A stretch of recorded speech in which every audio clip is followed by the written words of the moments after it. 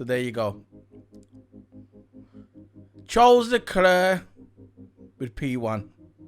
Well done. And I am happy. Let's go, champ! I am happy. The reason why I'm happy, because I love being right. Oh la la. Really do. I'm not being arrogant. I'm not being a know-it-all. I'm just stating facts. Simples, filho da puta. And if you morons don't believe me, go on my Twitter, go on my timeline, and before qualifying started, I called it. I said this is going to be a Ferrari win. Ferrari, the red. That's how I pronounce it. It's going to be a red win. Ferrari. Probably thought maybe Sainz, but I knew it was going to be a Ferrari. I knew Charles was going to be there or thereabout. I knew it was going to happen. As for Monaco, I've been doing this shit for 4 years, maybe a little bit longer. You can go on all my archives, all my videos, all my history. That when it's come to the Monaco Grand Prix, how I feel. This is the worst track in the history of Formula 1. Right, mate. I don't want to hear it about, oh, it's nice in Monaco. Don't care.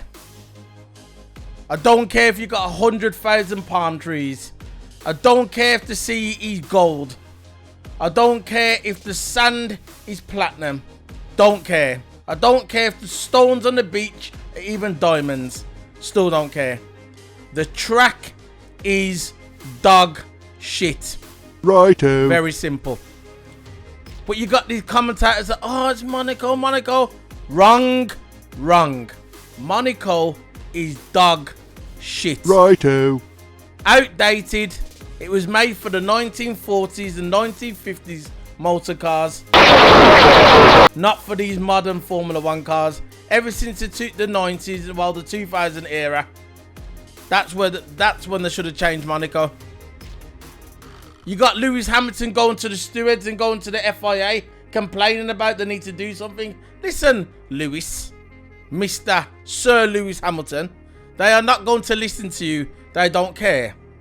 They're not going to change Monaco for you. It doesn't matter if you won 20 world titles. Never going to happen.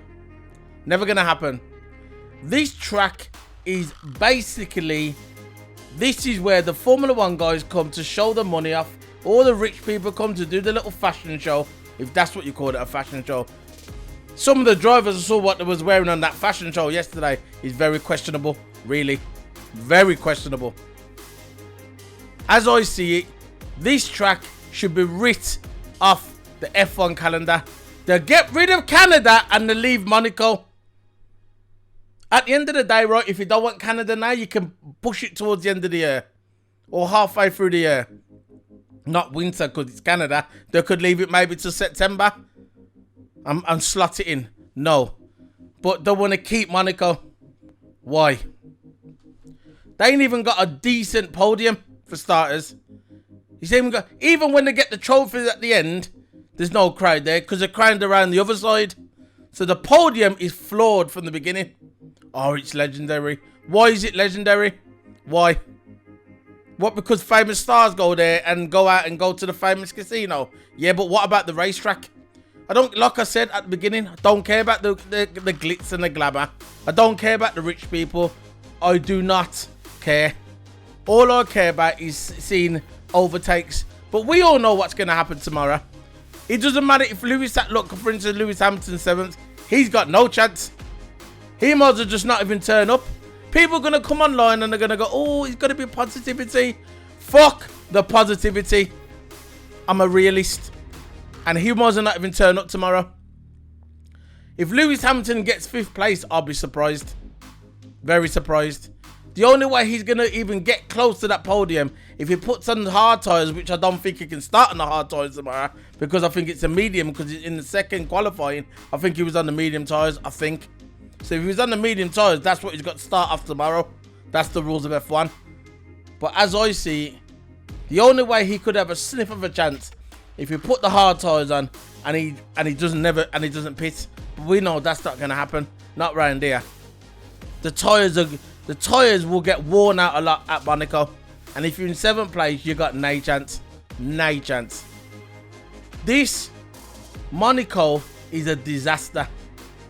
A complete and utter disaster. But you're gonna get the geeks, the standard geeks, the moron geeks. They're gonna come on and gonna go, "Oh, Monaco's the best. Monaco's the best track. It's the best track on the F1 calendar." And then I'll turn around to him and I'll say to him, "Why?" Very simple. Why? Why is Monaco the best track on the F1 calendar? And I'll be sitting there and I'll be waiting half an hour, an hour. No response. I'll be sitting there, I'll be thinking, come on, I want to hear the response. Please give it to me. Why is Monaco the best track? Ah, it's a beautiful place. Wrong! Why is Monaco the best? Ah, look how lovely the buildings look. Wrong! Why is Monaco the best track on the Formula 1 grid? Explain to me. 0 takeovers. The only way you're going to take over is you basically, if you smash someone into the wall, and then you're going to bring out the safety car. That's the only way you're going to pass. It doesn't matter if I was in the 1980s RS Cosworth and I had Max Verstappen behind me in a Red Bull. It doesn't matter. The guys that the one that's in front will stay in front. Now tell me, where's the fun in that? So again, let me go back to my original point. Why is Monaco the best track on the grid, on the Formula 1 calendar? Why? Again, no response. And this has been the same for the past 4 years. I will continue to prove my point that Monaco should not be on the Formula 1 calendar unless they're going to make improvements on the track. And it's not just me saying it, the drivers are saying it. It's one of them. When you see him there, when Monaco finishes, you'll see when Monaco finishes, same shit. It will finish, we'll go on to the next track, and then you'll get some mark interviewer, say interviewing Pierre Gasly, and they'll say, "Do you like it here?" "Oh yeah, I like it at this track. I reckon this track's amazing." It's not like Monaco. Monaco's not really a good track. You can't really take over. A little bit boring. But these are the same guys the week before, was saying that Monaco's the best track on the Formula 1 calendar. And it is not. And if you don't agree with me, fuck off. Very simple. But the only positive thing to come out of this today, the only positive thing for me, is that we got someone else on the grid. I mean, on number one. It's not Max Verstappen, not Lewis Hamilton, not Valtteri Bottas, but we got Charles Leclerc. You know what? To be fair, I would have liked to saw the two Ferraris 1 and 2, Sainz and Charles Leclerc 1 and 2. When I saw the speed in practice 3 and practice 2, that was my pick for qualifying, was the Ferraris. I said it on Twitter. Look at my Twitter feed like I told you at the beginning of this video. I said it on Twitter that Ferrari are going to get pole. I said it. And if you don't believe me, go on my Twitter feed. Links are going to be in the description below. Now, this is not even going to be a review. You know what? It's not even going to be a review. You know what? Usually when I do my review, I have a few notes written down. A couple of notes here, a couple of notes there. But you know what I've got on my notes? All I've got on my notes is Q1, Q2, and in the bottom one, I got dog shit, give up, no more notes. That's exactly what my notes say. So I got Q1, Q2, and for Q3, dog shit. That's all I've got.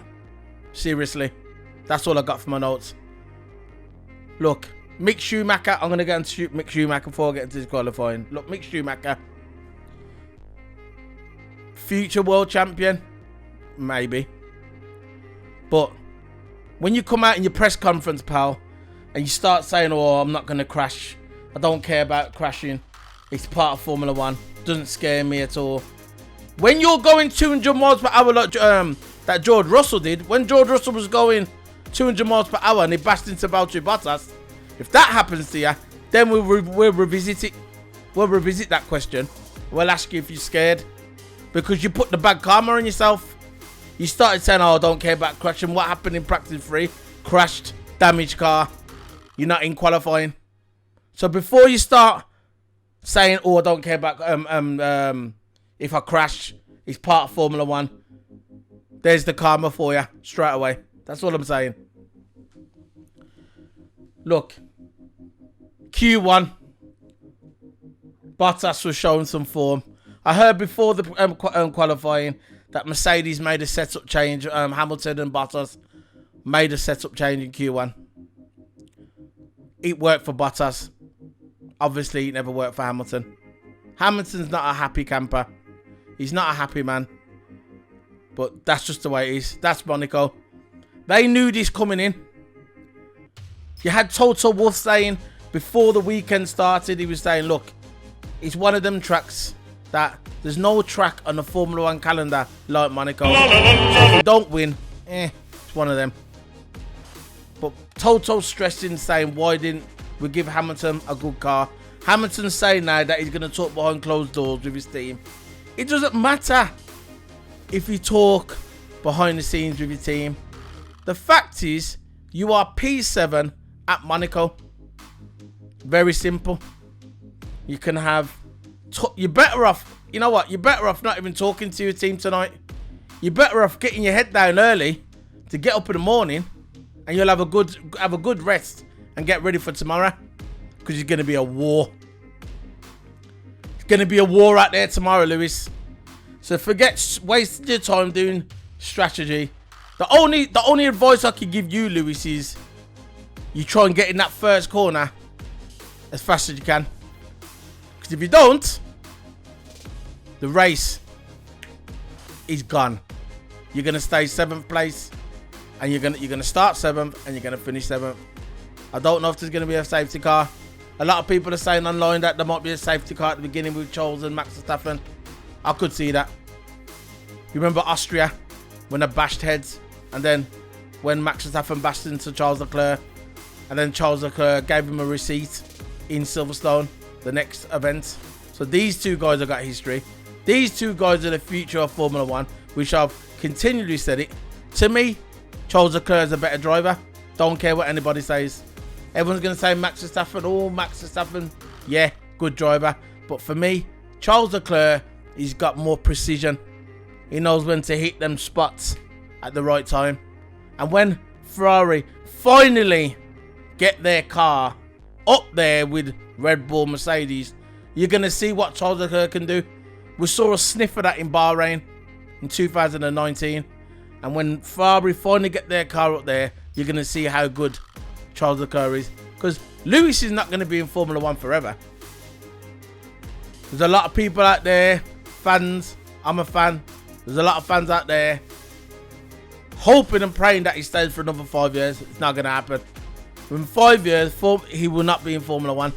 You're going to start looking at guys like Charles Leclerc, Max Verstappen, George Russell, Lando Norris. That's the future of Formula 1. Alonso, Vettel, Hamilton. They're going to be gone in 5 years' time. There's no way that Alonso, Kimi Raikkonen, Vettel, Hamilton is going to be there in 5 years' time. It's not going to happen. I know there's a lot of fans of Lewis Hamilton fans out there. There's a lot of haters of Lewis Hamilton fans. That just comes with the territory. As I see it, yeah, the more successful you get, the more hate you get. You just got to take it on the chin. And that's just the way it is. It's just like as a streamer or a YouTuber. What happens is, the more you grow, the more people hate. But it comes with it. That's the way it is. It's bitterness and jealousy. But it's okay. So Q1, see, I'm going to talk about something else. Because there's nothing interesting about Monaco. There's nothing interesting. I'd rather sit on my toilet seat for 1 hour dropping bombs in the toilet than watching qualifying. I've got to do the qualifying review because that's what I do. This is my channel, Solo P1. I love doing this. This is what I like doing. If the qualifying's good or bad, I will do it.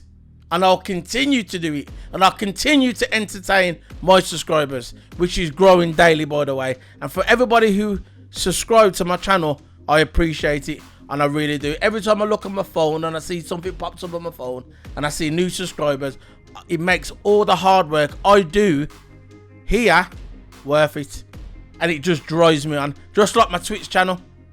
That grows all the time as well. When I get new followers on my Twitch channel. And I'm affiliated as well. I'm also affiliated. That's another thing as well. I'm so happy that my 2 channels are going. And I'm glad with the continued support.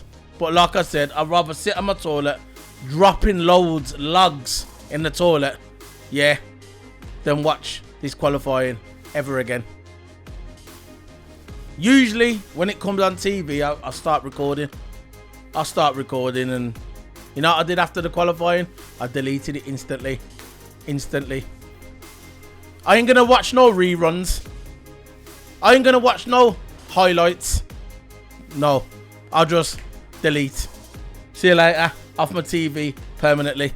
Don't want to see it. So qualifying. The ones that went out in qualifying. Alonso, not a happy bunny. Not at all. Can't get a hand of the car. He just can't get a grip of that car. Out all the guys and swap teams, I think Alonso is the one who's in the most trouble for me. Ricciardo is completely in a mess as well. I'd say Alonso and Ricciardo are both in a mess. Ricciardo should have stayed at Renault. He had that team behind him. Cyril loved Ricciardo like a son. Cyril, the former boss at Renault. He loved Ricciardo. Ricciardo should have stayed. He left. He thought, yeah, I'm gonna go to McLaren, and I'm gonna destroy Lando. Really, Ricciardo, you're really gonna destroy Lando?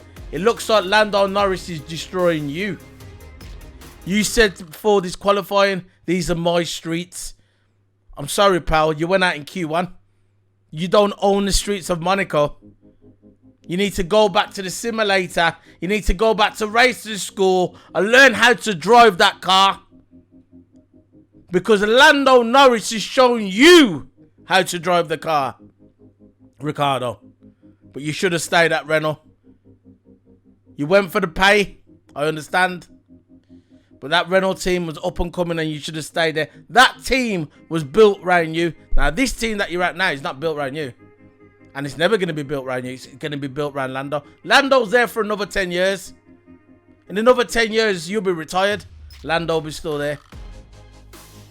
So, Q1.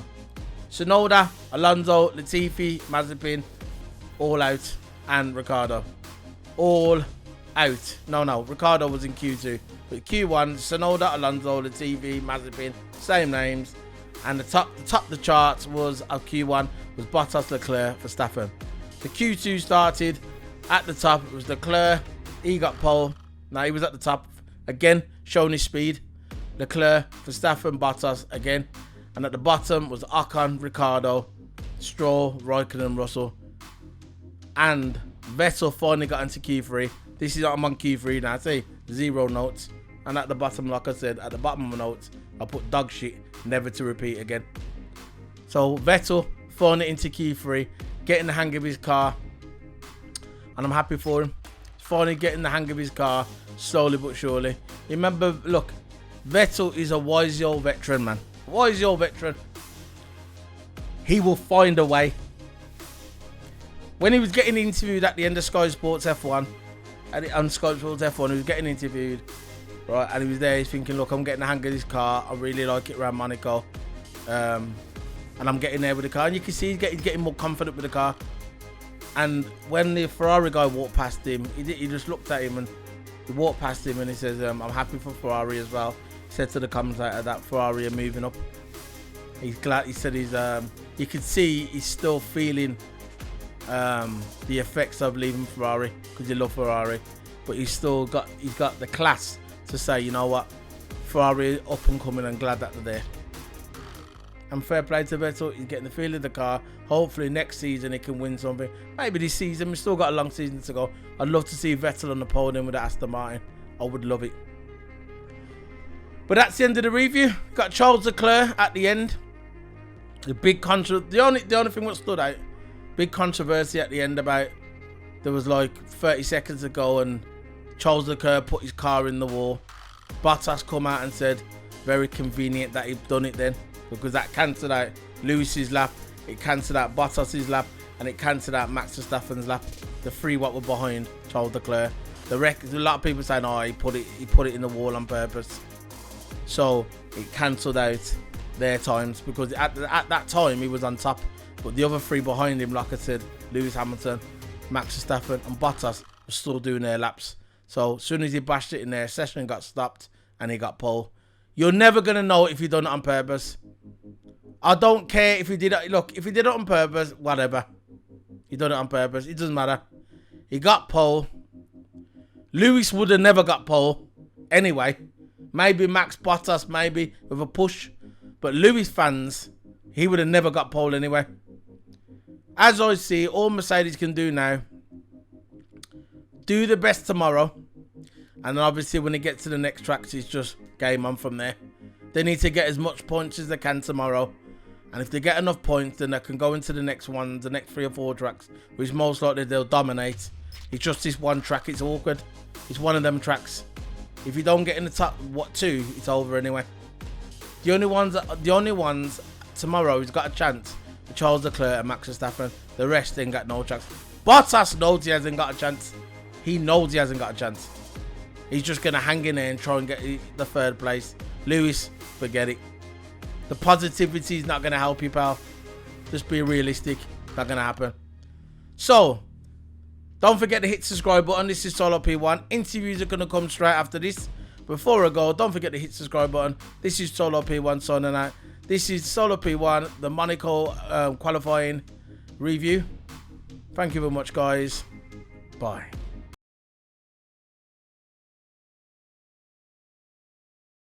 Valtteri, did Charles stop you from getting pole today? I think there was an opportunity. I think the last lap I was already by turn 6, 7, I was 1.5 tenths down, and I knew the last couple of corners I could do a better job. So there was an opportunity today, and it's annoying, but that's life. Sometimes you don't get the opportunities. And it seems to have taken a little bit of time to get things going this weekend. What's been missing, do you think? We've really struggled quite a bit with the car this weekend overall, just with the balance, and especially the tyre warm-up has been an issue. We made good steps, I think, from practice to the qualifying, and the performance was a lot better. So that was good to see. It was a bit on the limit. The guys managed to just get the car right before quali, and I think they did an amazing job on that. And we will have a good race car, no doubt. So we will have the car to in pace-wise to win the race. But if we can actually use it here in this Monaco train, we'll see. And what surprises you most about Ferrari's resurgence, particularly this weekend?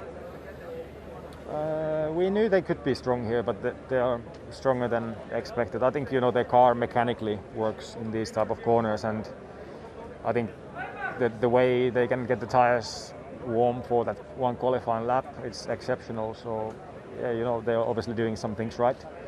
I think in theory we should then have an upper hand in the race pace with the time management, but we'll see. Hello Max, you should be on pole tomorrow surely, shouldn't you? I don't know, we'll find out, but of course it's a bit disappointing that we couldn't finish that last lap, because I really felt that we could go for pole. The car was ready for it, the tires were ready for it. Finally, we were doing the right strategy for the final run in terms of how we were using the tires. But yeah, it's a bit disappointing because we were in a really good flow, and I think we were all very confident with that final set that we would nail it. But we were held back, of course, with the red flag, like some others. But nevertheless, second. I mean, it's not a bad starting position. You say the car was ready, so you feel like you've made some steps on from Thursday, because you were a little uncertain on the performance back then. Yeah, Thursday was not good at all, but we changed a lot on the car, so the team has done an amazing job to turn it around back at the factory and here at the track. Friday is normally the safe free day, but I don't think they had a lot of free time. So very happy with that turnaround. The car was competitive again, and qualifying laps around here are something special. And if you're not on pole tomorrow, of course it's Monaco, where are the opportunities to get past Charles?